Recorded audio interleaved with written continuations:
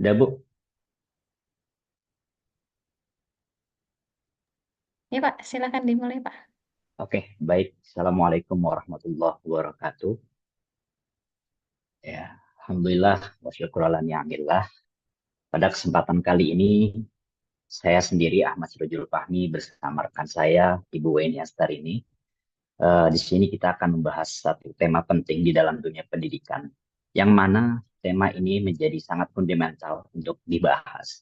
Karena tanpa pemahaman yang mendalam tentang tema ini, tentu kebutuhan peserta didik, kebutuhan masyarakat, dan tuntutan global pengembangan kurikulum bisa saja terlepas dari relevansinya dan efektivitasnya. Ya, pada kesempatan kali ini kita akan membahas mengenai tema analisis kebutuhan di mata kuliah pengembangan kurikulum dan pembelajaran. Uh, di sini kita mendapatkan satu tema atau satu judul tentang menguasai teknik analisis kebutuhan sebagai dasar pengembangan kurikulum. Tentu di dalam makalah ini kita terlebih dahulu mulai dari sebuah pendahuluan, kemudian kita akan masuk ke dalam satu metodenya dan masuk ke dalam hasil dari bahasan tersebut mengenai konsep analisis kebutuhan di lingkungan pendidikan. Selanjutnya ada tahapan analisis kebutuhan di lingkungan pendidikan, metode pengumpulan data dalam analisis kebutuhan di lingkungan pendidikan, dan terakhir adalah kesimpulan. Kita mulai dari pendahuluan. Secara garis besar, pengembangan kurikulum yang efektif sangat penting dalam menciptakan sistem pendidikan yang relevan dan responsif terhadap kebutuhan zaman. Dengan menerapkan teknik analisis kebutuhan secara menyeluruh, institusi pendidikan dapat menyusun kurikulum yang memenuhi tuntutan sosial, ekonomi, dan budaya. Integrasi keterampilan abad ke-21 seperti berpikir kritis dan kolaborasi sangat penting untuk mempersiapkan peserta didik menghadapi tantangan global. Oleh karena itu, kolaborasi antara pemerintah, institusi pendidikan, dan masyarakat diperlukan untuk meningkatkan mutu pendidikan secara berkelanjutan, memastikan generasi mendatang memperoleh pendidikan yang berkualitas. Selanjutnya, pada kesempatan kali ini, eh, kami menggunakan metode analisis data kualitatif yang dilakukan melalui 3 tahap, yaitu mereduksi data, kemudian penyajian data, dan menarik kesimpulan. Reduksi data ini dilakukan dengan memilih dan menyederhanakan data kasar dari catatan lapangan, kemudian penyajian data dilakukan untuk memungkinkan adanya penarikan kesimpulan dan tindakan lanjutan. Tahap terakhir adalah penarikan kesimpulan, yang mencakup mencari arti benda-benda, mencatat pola-pola, penjelasan konfigurasi, alur sebab akibat, dan proposisi.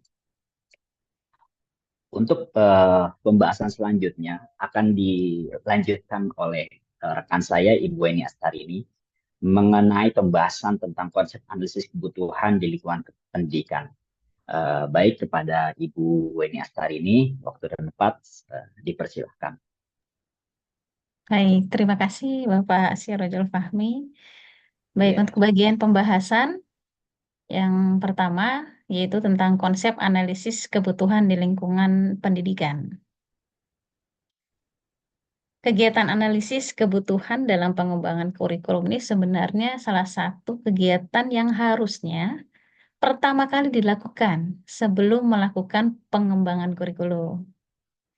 Nah, analisis ini pada satuan pendidikan penting untuk dilakukan. Sangat penting sekali agar mendapatkan gambaran utuh kondisi dan kebutuhan satuan pendidikan dan bahkan seluruh warganya.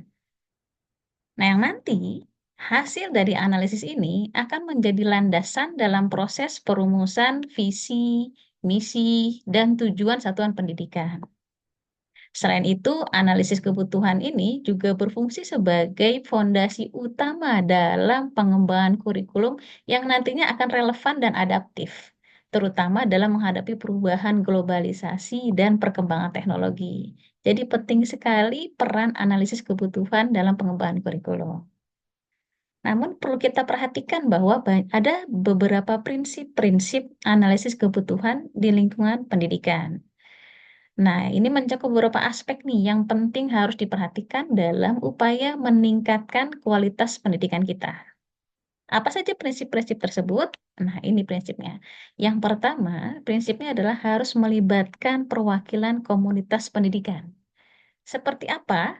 Seperti pendidik, tenaga kependidikan, peserta didik, orang tua, dan warga sekolah lainnya. Yang kedua, itu memanfaatkan data yang diperoleh dari situasi nyata atau kondisi di satuan pendidikan. Yang ketiga, menyediakan waktu yang memadai untuk pengumpulan, pengorganisasian, analisis, dan dokumentasi data. Nah, yang terakhir adalah menyortir informasi yang relevan dan menarik kesimpulan untuk akhirnya nanti dikembangkan strateginya dan solusinya. Tuh. Nah, prinsip-prinsip tersebutlah yang nantinya informasi tersebut diperlukan dalam analisis kebutuhan di satuan pendidikan. Sebenarnya dari 4 prinsip ini itu bisa dirumuskan menjadi beberapa pertanyaan. Salah satu beberapa contohnya yang saya akan berikan yaitu adalah pertama, nilai-nilai apa yang perlu dihidupkan dalam satuan pendidikan dalam keseluruhan proses. Bagaimana keterlibatan orang tua untuk mendukung perkembangan peserta didik di satuan pendidikan? Apa saja potensi dan kekhasan daerah setempat yang penting untuk diketahui, diberdayakan, bahkan nanti dilestarikan. Yang keempat, bagaimana peran satuan pendidikan sebagai bagian dari masyarakat setempat. Yang kelima, apa saja dampak dari satuan pendidikan yang sudah dapat dirasakan saat ini, baik oleh warga masyarakat maupun warga satuan pendidikan itu sendiri. Yang keenam, bagaimana peran satuan pendidikan dalam menyiapkan peserta didik mencapai profil pelajar Pancasila. Ini dikaitkan dengan kurikulum Merdeka yang sekarang ini sudah diakui ya secara nasional, gitu. Yang ketujuh, ini untuk SMK dan SMALB, apa potensi daerah dan kondisi dunia kerja yang lebih relevan. Nah, itu beberapa panduan pertanyaan yang mengarah ke prinsip-prinsip analisis kebutuhan di lingkungan pendidikan. Sesuai yang tadi disampaikan sama Pak Sirojul Fahmi bahwa semua ini harus berangkat dari pemetaan kebutuhan. Dan konteksnya kemana? Konteksnya ke pendidikan abad ke-21. Analisis kebutuhan ini membantu lembaga pendidikan dalam menentukan keterampilan yang harus dikembangkan pada peserta didik.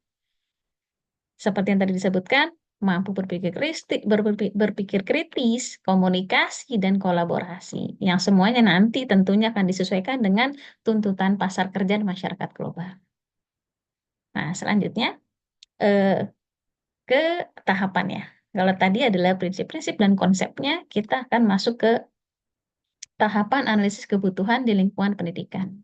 Seperti apa sih tahapan dalam melakukan analisis kebutuhan di lingkungan pendidikan? Dan ternyata untuk melakukan analisis ada beberapa tahapan yang harus dilewati. Ada 4 tahapan yang harus dilewati. Yang pertama adalah tahapan awal. Nah, ini ada tahap awal. Ya, sesuai dengan namanya. Ini adalah tahap awal. Pada tahap ini, satuan pendidikan itu melakukan analisis kekuatan dan aspek perbaikan dalam ranah perencanaan dan pengelolaan pembelajaran. Nah, kepala satuan pendidikan atau kepala sekolah dalam hal ini harus memahami struktur kurikulum sebelum membentuk dan memimpin tim untuk mengembangkan kurikulum satuan pendidikannya. Bahkan pengawas sekolah atau penilik perlu memahami kurikulum mereka secara komprehensif agar dapat memberikan pelatihan mengenai struktur kurikulum dan berperan sebagai mentor nantinya dalam pengembangan kurikulum. Nah, di sini ada beberapa data yang harus disiapkan dalam melakukan analisis pada tahap awal. Jadi setiap tahap di sini memiliki data yang berbeda yang dibutuhkan nanti disiapkan, yang harus disiapkan. Nah, di sini data yang harus disiapkan pada tahap awal, yang pertama adalah rapot pendidikan. Nah, rapot pendidikan ini isinya adalah analisis mutu dan hasil belajar. Ada juga kompetensinya, ada kinerja pendidik, dan tenaga kependidikan, mutu dan relevansi. Nah, di sini di rapot pendidikan itu lengkap isinya. Dari mana kita bisa mendapatkan hasil dari rapot pendidikan? Nah, hasil dari rapot pendidikan ini itu didapatkan dari ANBK yang biasanya dilaksanakan setiap tahun dan itu target pesertanya adalah kelas 5. Tapi yang diambil hanya biasanya 30 peserta. Nah, ini adalah hasil dari ANBK ini. Hasil ANBK ini nantinya akan dijadikan rapot pendidikan sebagai gambaran besar sekolah atau satuan pendidikan tersebut seperti apa. Nah, ini nantinya akan dipakai untuk sebagai bahan analisis kebutuhan di satuan pendidikan. Gitu. Nah, yang kedua, apalagi yang diperlukan datanya? Yang kedua adalah hasil observasi pembelajaran yang nanti akan dilakukan oleh pengawas dan kepala sekolah atau kepala satuan pendidikan. Nah, dua data ini diperlukan pada tahap awal. Nah, jika sudah masuk ke tahap awal, di tahun pelajaran berikutnya, nah dia sudah masuk ke tahap berkembang. Dia sudah melewati tahap awal tersebut. Tahap awal biasanya dilakukan pada tahun pertama melakukan kurikulum baru. Jika kurikulum sekarang adalah kurikulum merdeka, maka ketika ada satuan pendidikan yang baru saja memakai kurikulum merdeka, maka dia baru memasuki tahap awal. Nah, di tahun kedua dia sudah masuk ke tahap berkembang gitu. Nah, di tahap berkembang apa yang harus disiapkan? Nah, pada tahap berkembang ini, selain satuan pendidikan menganalisis kekuatan dan aspek perbaikan dalam ranah perencanaan dan pengelolaan pembelajaran dengan mempertimbangkan dari sudut pandang peserta didik. Nah, kalau yang tadi bedanya begitu ya, hanya perencanaan dan pengelolaan pembelajaran saja. Nah, tapi ini kita memakai sudut pandang peserta didik juga. Apa saja data yang diperlukan? Nah, pada tahap berkembang akan sedikit berbeda dengan tahap awal, tapi tetap sama di beberapa aspeknya ya. Nah, data yang diperlukan di sini adalah sama, yaitu rapot pendidikan, karena ini penting untuk menganalisis mutu dan hasil belajar satuan pendidikan itu sendiri. Nah, itu didapatkan tadi ya dari hasil ANBK-nya satuan pendidikan itu sendiri. Nah, kemudian yang kedua adalah masih sama hasil observasi pembelajaran oleh pengawas atau penilik atau kepala satuan pendidikan. Yang ketiga adalah hasil diskusi dengan pendidik dan tenaga kependidikan. Nah, ini penting sekali ya hasil diskusi dengan pendidik dan tenaga kependidikan untuk nantinya mampu mengembangkan kurikulum yang lebih efektif ke depannya. Nah, sebenarnya dari setiap tahapan analisis kebutuhan di lingkungan pendidikan ini ada beberapa pedoman pertanyaan yang bisa digunakan untuk melakukan analisis, gitu ya.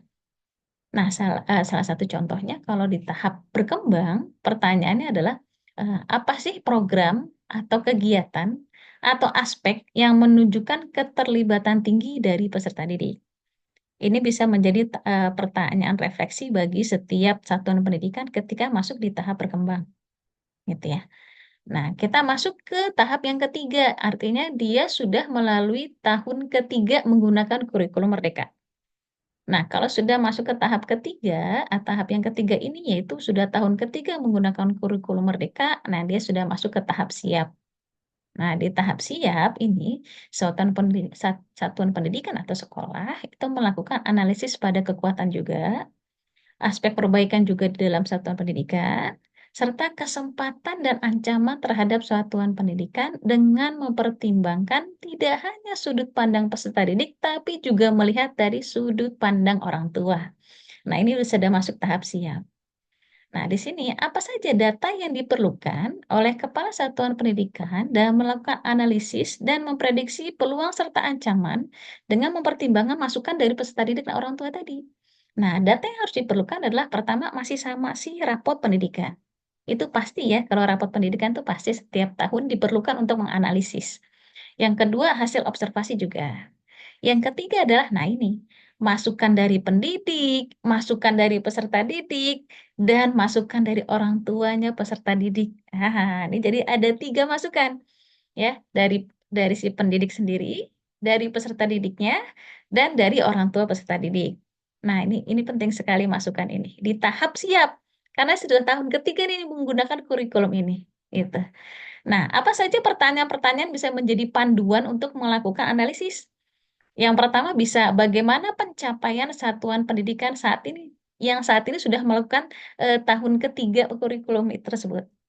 Nah, apa saja pencapaian yang sudah dicapai oleh satuan pendidikan tersebut? Yang kedua, apa saja kekuatan sekolah yang harus ditonjolkan pada tahap siap ini? Gitu. Yang ketiga, apa pembelajaran terpenting yang peserta didik dapatkan selama belajar di satuan pendidikan? Yang ini akan bisa jadi refleksi dan evaluasi. Yang keempat, apa sumber daya atau kesempatan belajar yang dapat dimanfaatkan untuk pembelajaran peserta didik? Nah, itu beberapa pertanyaan panduan untuk melakukan analisis pada tahap siap. Nah, ketika sudah masuk tahun ketiga dan tahun tiga sudah terlewati, nah berarti udah mantep banget nih sekolahnya, sudah masuk ke tahun ketiga, sudah melewati tahun ketiga kurikulum merdeka. Berarti sudah mantep banget nih, istilahnya pondasinya udah kokoh ya. Insya Allah begitu. Nah, kita masuk ke tahap mahir. Nah, ini tahap mahir. Sudah tahun keempat. Berarti dia sudah tahun keempat menggunakan kurikulum tersebut. Nah, pada tahap mahir ini, satuan pendidikan itu melakukan analisis kekuatan juga, aspek perbaikan juga. Jadi harus tahu kekuatannya di mana, apa yang perlu diperbaiki, serta kesempatan dan ancaman terhadap satuan pendidikan juga perlu dalam mempertimbangkan sudut pandang kebijakan daerah atau nasional dan sudut pandang atau masukan berbagai pemangku kepentingan, baik itu dari pihak internal maupun eksternal satuan pendidikan. Nah, internal ini siapa? Internal itu tadi ya, pendidik, peserta didik, kemudian orang tua peserta didik. Nah, masukan kalau dari eksternal itu dari warga sekitar kita. Masukan dari mereka. Jika kalau ada warga masyarakat yang memberikan masukan untuk adanya program khusus yang melibatkan mereka, nah kita harus mendengarkan masukan dari mereka. Gitu. Nah, itu penting di tahap mahir. Jadi di tahap mahir itu bukan lagi ranahnya sekedar internal saja, tapi ranahnya lebih luas dari itu. Gitu. Nah, pada tahap mahir ini, data apa saja yang diperlukan oleh Kepala Satuan Pendidikan dalam melakukan analisis kebutuhan? Beberapa datanya masih sama, yaitu rapor pendidikan. Itu penting. Yang kedua adalah hasil observasi pembelajaran. Yang ketiga, masukan dari pendidik, peserta didik, orang tua peserta didik, bahkan mitra. Yaitu mitra itu siapa saja? Bisa organisasi di lingkungan sekitar, ya, bisa komunitas di lingkungan sekitar. Nah, itu masukan. Yang tadi saya sampaikan bahwa masyarakat itu diikut sertakan di dalam pengembangan kurikulum nantinya. Ya, makanya perlunya analisis. Nah, yang keempat, visi, misi, tujuan dari daerah setempat. Kita harus tahu visi misi dari tujuan dari daerah setempat kita apa yang mungkin itu bisa jadi eh, salah satu faktor kita untuk mengubah atau melakukan pengembangan kurikulum nantinya. Karena kita sudah di tahap mahir nih ya, gitu ya. Yang keempat, yang kelima, datanya adalah data terkait informasi sistem, sumber dayanya, fasilitasnya, dan mitra yang tersedia di sekitar satuan pendidikan gitu. Jadi masih areanya di satuan pendidikan. Jadi bukan lagi internal tapi sudah lebih ke eksternal, yang lebih luas di sekitaran sekolah. Itu diikutsertakan dalam pengembangan kurikulum. Gitu. Nah, ada beberapa pertanyaan panduan yang bisa dijadikan panduan bagi satuan kependidikan dalam melakukan analisis kebutuhannya. Yang pertama, apakah ada sumber daya dari lingkungan sekitar yang dapat dimanfaatkan oleh satuan pendidikan dalam proses pembelajaran? Nah, ini penting sekali, makanya perlu sekali kita mencari data terkait informasi tersebut. Adakah kira-kira sumber daya yang bisa kita pakai untuk proses pembelajaran nantinya? Misalnya di dekat sekolah kita ada pabrik tahu, pabrik tempe. Itu kan bagus ya untuk proses pembelajaran gitu. Makanya itu bisa tuh dijadikan mitra buat sekolah kita gitu atau mitra dari satuan pendidikan. Nah, itu penting sekali kita menganalisis kebutuhan tersebut. Yang kedua adalah apa saja visi misi dari dan tujuan dari daerah setempat kita. Jadi mungkin itu bisa menjadi masukan untuk pengembangan kurikulum nantinya. Yang ketiga, apa saja kebijakan satuan pendidikan terkait indikator kebijakan daerah. Yang keempat adalah siapa saja pihak-pihak yang dapat dilibatkan untuk mendukung program satuan pendidikan. Nah, kira-kira warga setempat ada nggak ya yang bisa dilibatkan dalam mendukung program satuan pendidikan? Baik itu organisasi, daerah setempat, komunitas daerah setempat, atau tokoh dari daerah setempat. Gitu. Nah, itu adalah beberapa pertanyaan panduan yang bisa dilakukan atau bisa dipakai dalam melakukan analisis kebutuhan di lingkungan satuan pendidikan atau di lingkungan pendidikan. Nah, itu tadi beberapa tahapan-tahapan yang saya sudah jelaskan. Lalu, bagaimana sebenarnya metode pengumpulan data dalam melakukan analisis kebutuhan di satuan pendidikan yang nantinya akan dijelaskan oleh Pak Sirojul Fahmi. Silakan, Pak. Ya, terima kasih Bu Eni. Ya, baik kita sudah mendengar penjelasan dari Bu Eni tentang konsep analisis kebijakan itu seperti apa, lalu juga tahapan analisis kebijakan itu seperti apa. Kemudian kita masuk kepada tahapan bagaimana sih data itu diperoleh, gitu. Data analisis kebijakan itu diperoleh. Bagaimana cara mengumpulkannya, metode apa atau teknik apa yang digunakan, gitu. Nah, di sini saya akan mencoba untuk menjelaskan mengenai metode pengumpulan data analisis kebutuhan. Karena dalam sebuah analisis ya, di dalam sebuah analisis data itu adalah salah satu komponen utama untuk mendapatkan sebuah informasi yang akurat dan valid mengenai topik yang sedang diteliti. Nah, untuk menentukan seberapa akurat dan valid data itu, tentu dibutuhkan adanya sebuah metode pengumpulan data yang tepat juga di dalam prosesnya. Karena metode pengumpulan data adalah instrumen dalam rangka proses mengumpulkan keterangan atau bahan nyata yang dapat dijadikan dasar penelitian. Nah, apa saja kiranya teknik atau metode yang bisa kita gunakan di dalam proses pengumpulan data tersebut? Nah, di sini umumnya teknik atau metode yang biasa digunakan itu ada dua. Yang pertama ada observasi dan wawancara biasanya. Nah, observasi juga ada yang langsung, ada yang tidak langsung, dan wawancara juga ada yang langsung dan tidak langsung. Kita masuk kepada observasi. Di sini observasi didefinisikan oleh Morris adalah suatu aktivitas mencatat gejala dengan bantuan instrumen-instrumen dan merekamnya dengan tujuan ilmiah atau tujuan lain. Nah, itu menurut Morris ya. Jadi observasi adalah sebuah aktivitas gitu, di mana di dalam aktivitas tersebut untuk mencatat segala kejadian ya, atau gejala yang nantinya atau apa dengan tujuan ilmiah atau tujuan lain. Nah, kemudian di sini uh,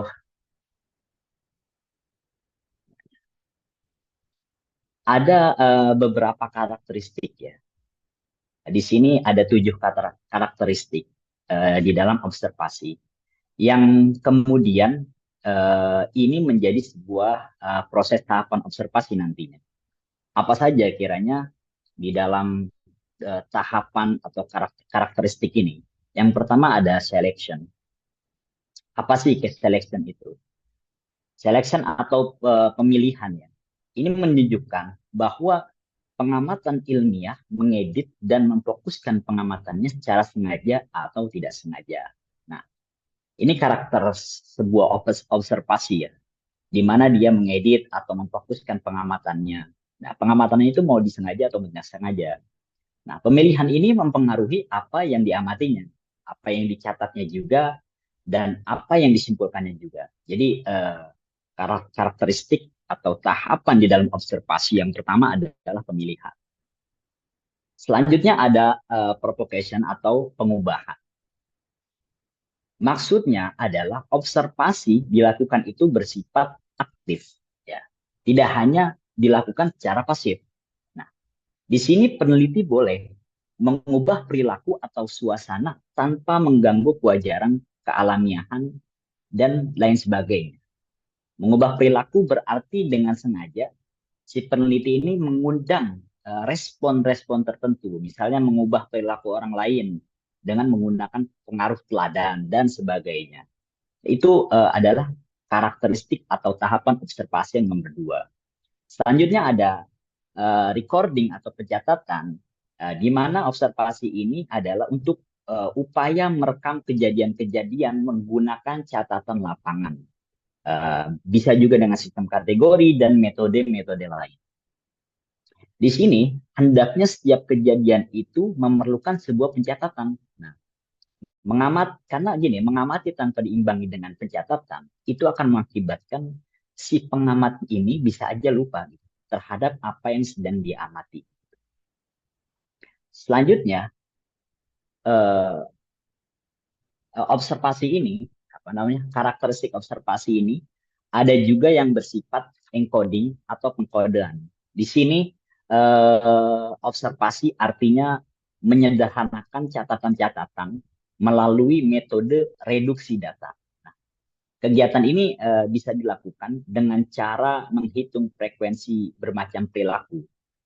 Rangkaian perilaku dan suasana yang ada bisa juga menunjukkan bahwa observasi melakukan serangkaian pengukuran yang berlainan pada perilaku dan suasana. Nah, pengkodean juga di sini bisa dilakukan untuk menyederhanakan pengamatan yang berlangsung secara cepat. Kemudian ada juga tahapan test of behavior setting ya. Nah, apa sih maksudnya itu? Maksudnya adalah bahwa pengamatan kejadian dalam situasi ilmiah meskipun tanpa menggunakan manipulasi eksperimental. Nah, berarti apa namanya, observasi ini ya, bisa dilakukan dengan mengamati sebuah kejadian di dalam situasi yang alamiah, yang naturalistik, gitu, tanpa menggunakan manipulasi eksperimental. Nah, ini seperti juga dengan in situ yang di tahap 6. Terus juga ada tujuan dari empiris ya. Artinya emang observasi itu mempunyai tujuan yang bermacam-macam. Dia juga memiliki fungsi yang bervariasi. Tujuan dari observasi juga berupa deskripsi, terus juga bisa melahirkan teori dan hipotesis, atau menguji teori dan hipotesis. Fungsi observasi perlu kita ketahui juga secara lebih rinci dijelaskan oleh Jalaluddin Rahmat. Itu terdiri dari deskripsi, mengisi, dan memberikan data. Nah, deskripsi berarti observasi digunakan untuk menjelaskan, memberikan, dan merinci gejala yang terjadi. Seperti misalkan seorang laboran nih menjelaskan prosedur kerja atom, uh, atau ahli komunikasi yang menjelaskan secara rinci prosedur kerja gitu di stasiun televisi bagaimana. Selanjutnya fungsinya juga ada mengisi data. Bagaimana tuh? Maksudnya, observasi yang dilakukan berfungsi melengkapi informasi ilmiah atas gejala sosial yang diteliti melalui teknik-teknik penelitian. Itu salah satu dari fungsi observasi. Yang terakhir adalah memberikan data yang bisa digeneralisasikan. Maksudnya adalah setiap kegiatan penelitian sehingga mengakibatkan respon atau reaksi dari subjek amatan gitu. Dari gejala-gejala yang ada, gitu, peneliti bisa mengambil sebuah kesimpulan yang umum dari gejala-gejala tersebut. Selanjutnya, tahapan atau metode pengambilan data itu bisa melalui wawancara. Wawancara di sini, menurut Sugiono, diartikan atau digunakan sebagai teknik pengumpulan data apabila ingin melakukan studi pendahuluan untuk menemukan permasalahan yang harus diteliti. Dan juga apabila si peneliti ini ingin mengetahui hal-hal dari responden yang lebih mendalam dan jumlah respondennya itu terbatas atau kecil. Nah, di dalam apa namanya wawancara ini ada langkah-langkah yang mana langkah-langkah ini bisa mempertinggi suatu hasil dari data tersebut. Misalkan yang pertama itu bagaimana si peneliti ini sebelum melakukan wawancara, dia itu harus menetapkan sampel yang akan diwawancara dulu. Nah, pada penetapan sampel perlu diperhatikan. Di sini apakah subjek itu masuk dalam sampel dan memiliki informasi yang benar-benar dicari oleh si pewawancara atau tidak. Nah, ini harus ditetapkan sebuah sampel terlebih dahulu. Kemudian langkah-langkah yang bisa ditempuh adalah dengan menyusun pedoman wawancara. Nah, pedoman wawancara ini berisikan hal-hal yang menunjukkan siapa saja yang akan dihubungi dan dalam bentuk-bentuk pertanyaan apa saja. Nah, Hal ini sangat penting. Artinya bila peneliti benar-benar berhadapan dengan orang yang dimintai keterangan, sebab dapat timbul hal-hal yang tak terduga yang mudah menarik dan membelokkan perhatian peneliti dari tujuan yang semula. Langkah yang ketiga yang bisa ditempuh adalah mencoba untuk mewawancaranya, prakteknya gitu. Maksudnya adalah tidak lain dan tidak bukan adalah untuk menguji seberapa efektif gitu dari wawancara tersebut. Nah, dari percobaan ini diharapkan peneliti sudah bisa mengetahui berapa lama wawancara itu bisa berjalan. Perkataan-perkataan apa yang menimbulkan keraguan dari pengertian, serta apa sih kesulitan-kesulitan yang ditemui yang perlu diatasi. Selanjutnya tahap yang terakhir adalah dengan berhubungan dengan orang yang akan diinterview. Nah, menjelaskan dengan singkat dan jelas maksud dan tujuan si interview kepada subjek. Nah, tentu sebelum melaksanakan wawancara atau interview, ada baiknya gitu si pewawancara ini untuk menjelaskan terlebih dahulu dengan singkat apa maksud dan tujuan dari interview ini kepada si subjek. Nah, terus juga baiknya apa namanya mengadakan sebuah janji terlebih dahulu, janji pertemuan terlebih dahulu untuk menjamin suasana yang bebas dan tidak mudah terganggu. Nah, metode yang umumnya digunakan juga ada selain apa namanya tadi observasi dan wawancara juga ada namanya angket ya. Di sini angket ini bisa juga dipandang sebagai sebuah interview tertulis dalam bentuk daftar pertanyaan gitu. Nah, ada beberapa langkah-langkah yang pertama menyusun daftar pertanyaan. Nah, konstruksi daftar pertanyaan ini berbentuk angket yang berstruktur. Juga bisa angket yang tidak terstruktur atau campuran keduanya, yakni angket terus terstruktur atau angket tidak terstruktur. Kemudian juga bisa apa namanya menyusun surat pengantar. Nah, ini adalah hal yang tidak boleh dilupakan gitu. Surat pengantar ini penting kiranya karena sebagai pengganti peneliti untuk menghubungi si responden agar menciptakan suasana yang kooperatif gitu. Menjelaskan maksud dan pentingnya dari jawaban si responden serta memberikan keterangan-keterangan mengenai isi angket pada umumnya. Nah, sampai pada kesimpulan dari penjelasan Ibu ini mengenai konsep analisis kebijakan, kemudian tahapan analisis kebijakan, dan tadi saya sudah jelaskan mengenai metode atau teknik yang bisa digunakan di dalam mengumpulkan data di dalam analisis ke, ke, kebutuhan dalam sebuah kesimpulan. Nah, kita bisa menyimpulkan nih apa sih yang bisa kita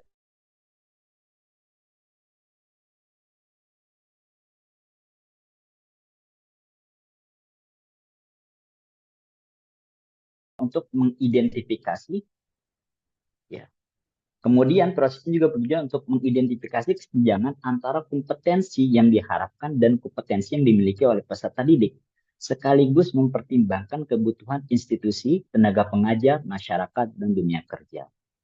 Terus juga analisis kebutuhan harus mencakup berbagai aspek pendidikan dan dilakukan secara partisipatif untuk menghasilkan kurikulum yang relevan, inovatif, dan responsif terhadap tuntutan global.